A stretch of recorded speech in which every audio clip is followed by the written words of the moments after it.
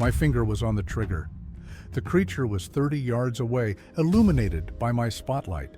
8 feet tall, massive shoulders, covered in dark fur. Standing upright like a man, but not a man. Something else. Something that had been killing my livestock for 3 weeks. Something I'd been hunting every night. And now I had it. Clear shot, center mass, my ranch, my property. My right to protect what was mine. The crosshairs settled on its chest. I could see it breathing. Could see intelligence in its eyes as it looked directly at me. Not animal panic, not mindless fear, recognition, understanding, awareness that I was about to kill it. And in that fraction of a second, that impossible moment of connection, I had a choice. Shoot the predator destroying my livelihood, or lower the rifle and let it live. I pulled the trigger. The .30-06 roared. The creature jerked, stumbled, blood spray visible in the spotlight. I'd hit it, clean hit. It fell to one knee. Made a sound, not animal, not human, but something that conveyed pain and shock and betrayal. Then it ran. Despite the wound, despite the blood, it disappeared into the Montana darkness. And I stood there shaking, knowing I'd just done something terrible, something that would haunt me for the rest of my life, something that 28 years later, when authorities finally found what I'd killed, would shock everyone who learned the truth. But to understand what they found, to understand why it mattered, I need to go back to the beginning, back to September 1968, back to when I was 31 years old and thought I knew what monsters looked like. My name is James Crawford. I'm 77 years old now, writing this from a hospital bed in Billings, Montana. The doctors say I have maybe 6 months, lung cancer. Decades of smoking finally caught up with me. But before I go, I need to tell this story. Need to confess what I did, need to explain what happened on my ranch in 1968, and what they found 28 years later in 1996. This is the truth, the whole truth. And it's been eating me alive since the moment I pulled that trigger. September 1968. I was 31 years old, owned a cattle ranch in south central Montana, 640 acres, inherited from my father, good land, good water. I ran about 200 head of cattle, made a decent living. Married young, wife Sarah, pregnant with our first child. Life was good, simple, predictable, everything a young rancher could want. Then the killing started. September 3rd, 1968, found one of my calves dead in the north pasture, neck broken, partially eaten. At first I thought, mountain lion. We had them in the area. Big cats would occasionally take calves, occupational hazard. I reported it to Fish and Game. They said they'd look into it. I moved the herd to a different pasture. Thought that was the end of it. September 7th, another calf. Same method. Neck snapped like breaking a twig. These were 300-pound animals. Takes serious force to kill them that way.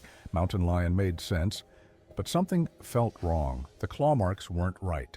The bite patterns weren't right. This was something else, something bigger, stronger. September 12th. A full-grown steer, 800 pounds, dead. Neck broken, killed with such force that the cervical vertebrae were shattered. No mountain lion does that. No known predator in Montana does that. I called Fish and Game again. They sent a warden. He examined the carcass, took photos, collected samples. I don't know what did this, he admitted. This isn't normal predation. This is something else. September 18th. 2 more steers. Both killed the same way, both partially eaten. And now I was losing serious money. These weren't calves. These were market-ready animals. $500 each. I'd lost over $2,000 in 2 weeks. For a small rancher in 1968, that was devastating. That was my profit for the year. That was my family's security disappearing one dead steer at a time. I started night patrols, drove my truck around the property after dark, spotlight, rifle, looking for whatever was killing my herd. 3 nights of nothing, just darkness and cattle and the normal sounds of a Montana ranch at night. Then on the 4th night, September 22nd, 1968, I saw it. Movement in the north pasture, Large movement. I hit it with the spotlight and saw something that shouldn't exist. Bipedal. 8 feet tall. Massive build. Covered in dark brown fur. It was standing over a downed steer, feeding. It turned toward my spotlight, and I saw the face, not bear, not human, something between, heavy brow, flat nose, intelligence in the eyes, clear, undeniable intelligence, looking at me, assessing me, deciding what to do. I grabbed my rifle, a Sasquatch, Bigfoot, the creature from native stories, from campfire tales, from jokes and myths and things that didn't exist. Except it was right there, real, undeniable, killing my livestock, destroying my livelihood. It started moving away, not running, walking deliberately, unconcerned, like I wasn't a threat, like it owned this land more than I did, and something in me snapped. This was my ranch, my property, my herd, my responsibility to protect them. I wasn't going to let some creature, real or not, destroy everything I'd worked for. I raised the rifle. The creature kept walking, 30 yards, 25, moving toward the tree line, almost gone. Last chance. I aimed, exhaled, and fired. The shot echoed across the valley. The creature jerked, stumbled. I'd hit it high in the back, near the shoulder blade, blood spray visible in the spotlight. It fell to one knee, turned, looked directly at me, and made a sound, low, rumbling, filled with pain and confusion, and something that sounded horribly like betrayal. Why? Why did you hurt me? Then it ran, despite the wound, despite the blood trail I could see. It ran toward the trees, disappeared into the darkness within seconds, moving with speed that seemed impossible for something wounded. Moving like survival mattered more than pain. I got out of my truck, approached where it had been, found blood, a lot of blood, thick, dark. I'd hit it good, probably fatal. I grabbed my spotlight, started following the blood trail into the woods, tracking, hunting, going to finish what I'd started. I tracked for 2 hours. The blood trail was heavy at first, then lighter, then sporadic, then gone. I'd lost it. Either the bleeding had stopped, or it had died somewhere I couldn't find, or it had somehow survived and escaped. Regardless, it was gone. I went back to my truck, drove home, told Sarah I'd shot at the predator. Didn't tell her what it was. Didn't tell her I'd just shot something that wasn't supposed to exist. The killings stopped. Whatever I'd shot either died or left the area. My herd was safe. I lost no more cattle. Life went back to normal.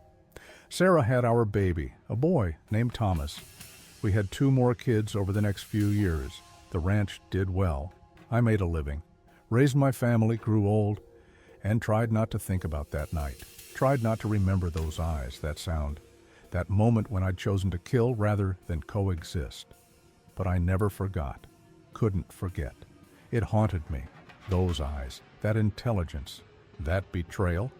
I'd killed something thinking, something aware, something that understood what I'd done to it, and I carried that guilt for 28 years.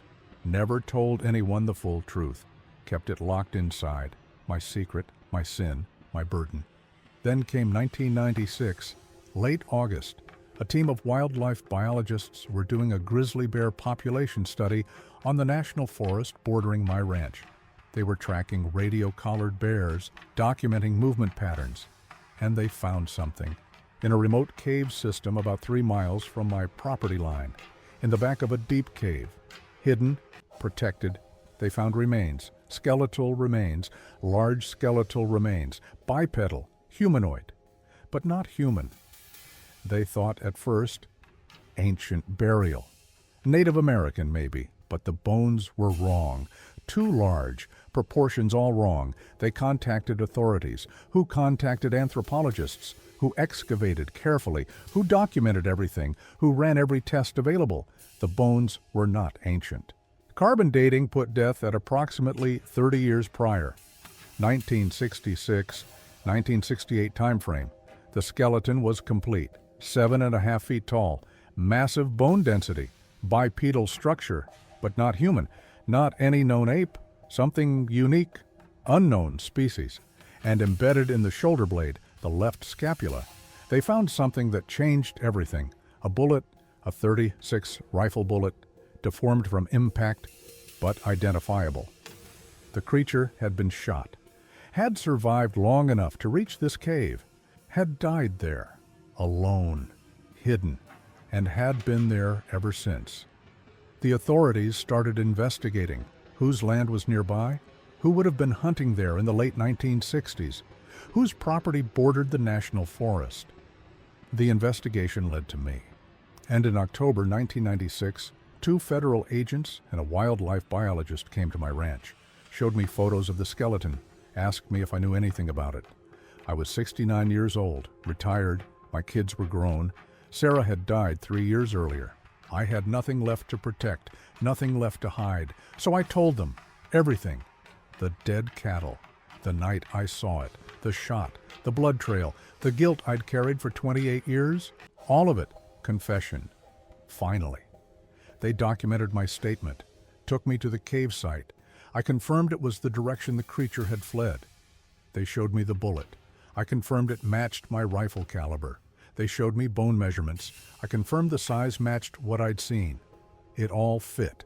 The creature I'd shot in September 1968 had made it to this cave, had died here, had been hidden for nearly 3 decades until biologists accidentally discovered it.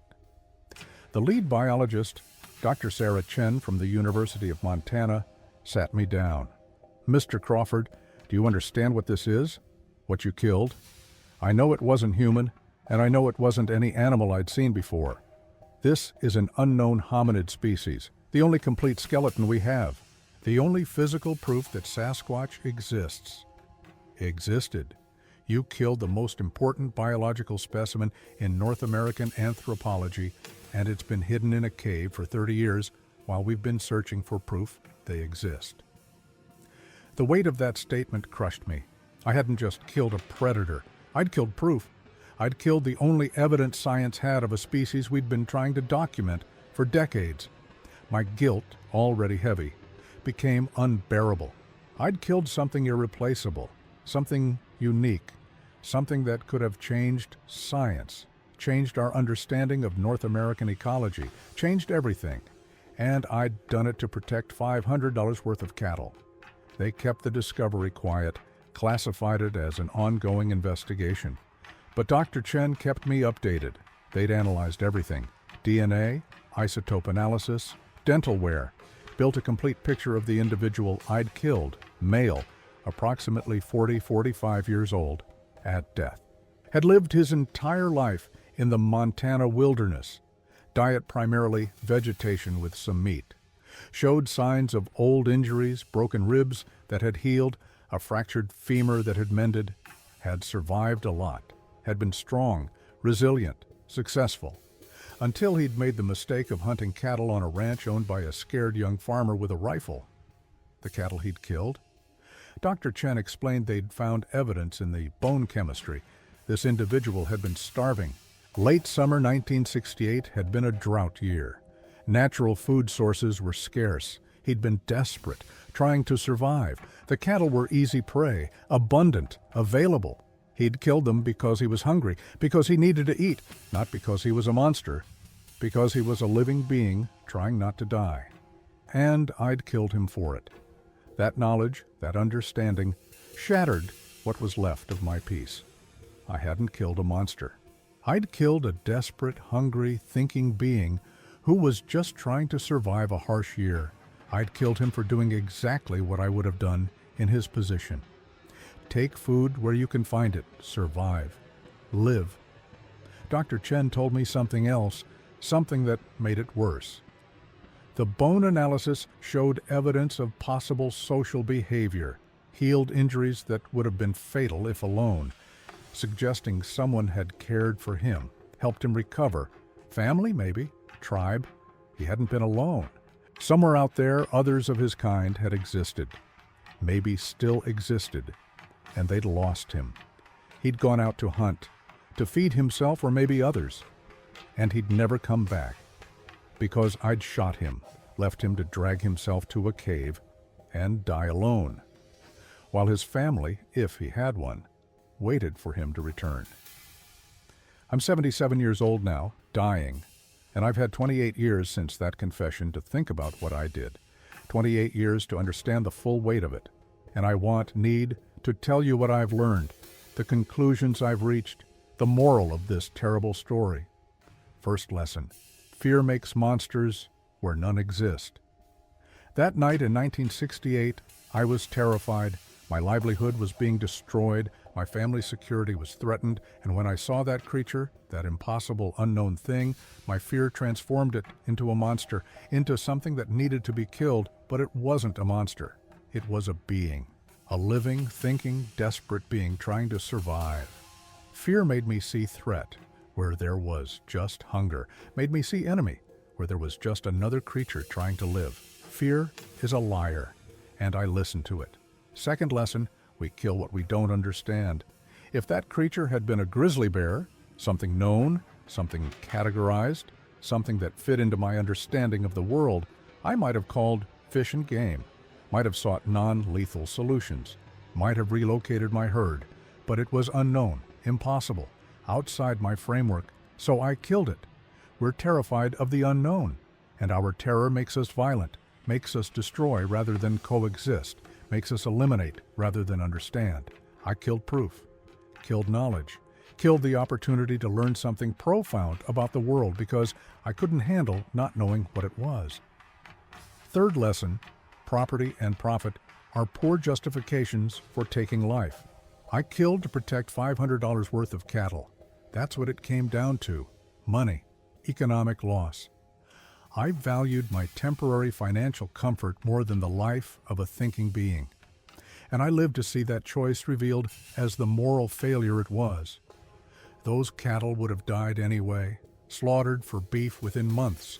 The money would have been spent and forgotten.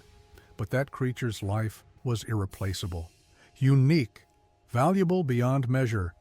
And I ended it for money, for property, for things that matter so much less than I thought they did when I was 31 and scared.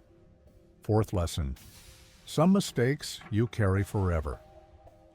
I've had 49 years since that night, 49 years of remembering those eyes, that sound, that moment of betrayal. I raised 3 kids, buried my wife, lived a full life. But that guilt never left, never lessened. Every success felt hollow because I knew what I'd done. Every peaceful moment was haunted by that face looking at me in the spotlight, understanding that I was about to kill it. Some choices mark you, brand you, change who you are permanently, and you don't get to escape them just because time passes. Fifth lesson: the creatures we fear might be more like us than we want to admit. The evidence from that skeleton showed intelligence, social behavior, family bonds, care for injured, all the things we think make us special, make us human, make us superior. But that creature had them too. He'd been cared for when injured. He'd survived because others helped him. He'd existed in a community. And I'd killed him. Killed someone's family member, someone's companion, someone's what? Friend, brother, father? I don't know. But he'd mattered to someone. His absence had been felt. And I'd caused that absence, that grief, because I'd refused to see him as similar rather than other. Sixth lesson: coexistence is always possible. We just choose violence instead. I could have moved my cattle, could have built better fences, could have accepted some loss as the price of living in wild land among wild beings, could have found solutions that didn't involve killing. But I chose the easy path, the violent path, the path that eliminated the problem rather than adapted to it. We always have choices, always have alternatives, but violence is simple, final, requires no negotiation, no compromise, no change in ourselves. So we choose it, and we live with the consequences forever.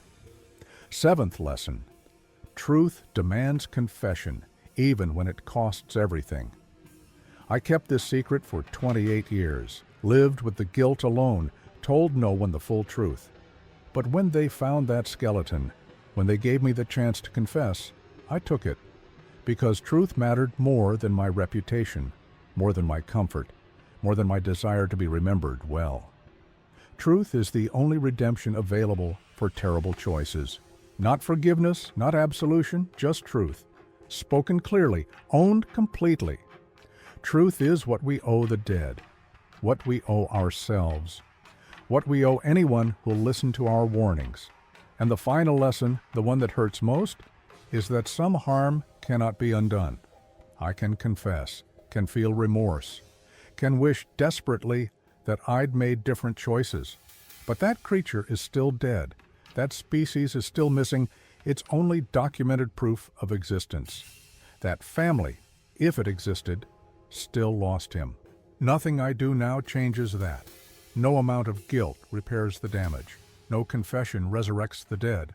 Some mistakes are permanent, final, irreversible, and all we can do is bear witness to them.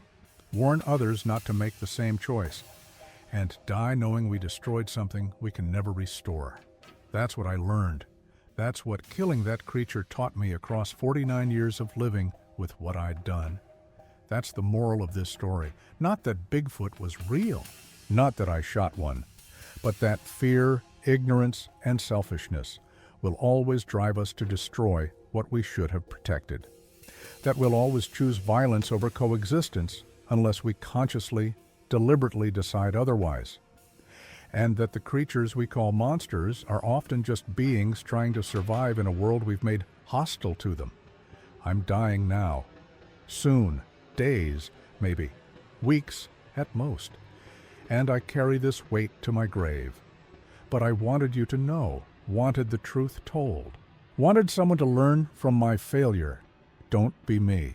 Don't be the person who shoots first because you're scared, who kills what you don't understand, who values property over life, who learns too late that the monster wasn't the creature in the darkness.